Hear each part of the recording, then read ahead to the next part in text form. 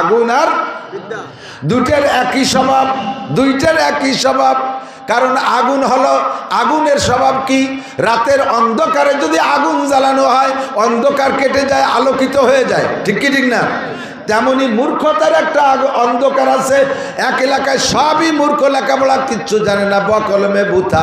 দেখবেন দাঙ্গা হাঙ্গামা, মারামারি, অকথ্য ভাষায় গালাগালি, কাজাকাজি, ঠেলাঠেলি, যত নোংরা কাম সব তারা করে অন্ধকার, মূর্খতার অন্ধকারের কারণে।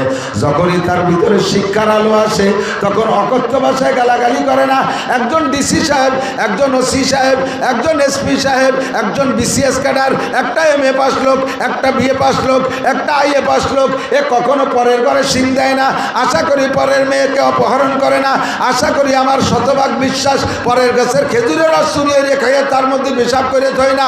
আরে মুরগি চুরি করে না, এই সমস্ত আকাম কুকাম শিক্ষিত লোক করে না, পরের মাথায় বাড়ি দেয় না। ও মূর্খতার যে অন্ধকার, তার ভিতরে শিক্ষা আসার কারণে অন্ধকার কেটে আলোকিত হয়ে যায়। তেমনি যেমন অন্ধকার আগুন জ্বালাইলে অন্ধকার কেটে আলো হয়ে যায়, ওই রকম শিক্ষার কারণে মূর্খতার অন্ধকারও কেটে যায়। দুইটার মধ্যে সম্পর্ক আছে। এই জন্যই কয়, এই দুইটা জিনিস যতই দেবা তত বাড়ে।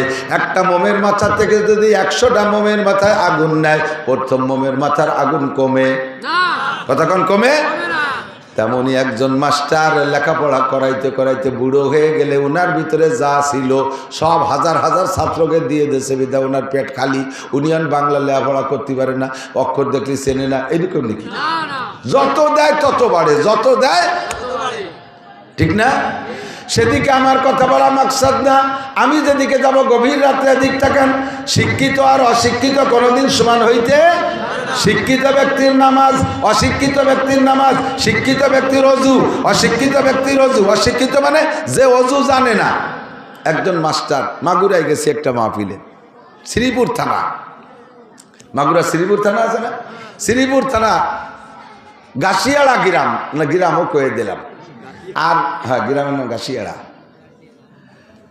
ওখানে মাহফিলে গেছি তো যে বাড়ি বসছি ওই বাড়িওয়ালার জামাই BSc মাস্টার, হাই স্কুলের অঙ্কের মাস্টার কেনা, BSc টিচার না, BSc স্যার।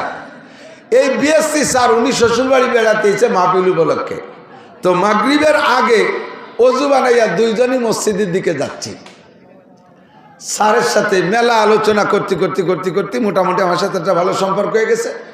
এখন ওই চলার পথে মসজিদে ঢোকার আগে বলতেছে, হুজুর ধরেন আমি এই মাগরিবের নামাজের জন্য, এই শীতকাল তো কঠিন শীত, পেশাব টেশাব করে জরুরত, শরীরের অজু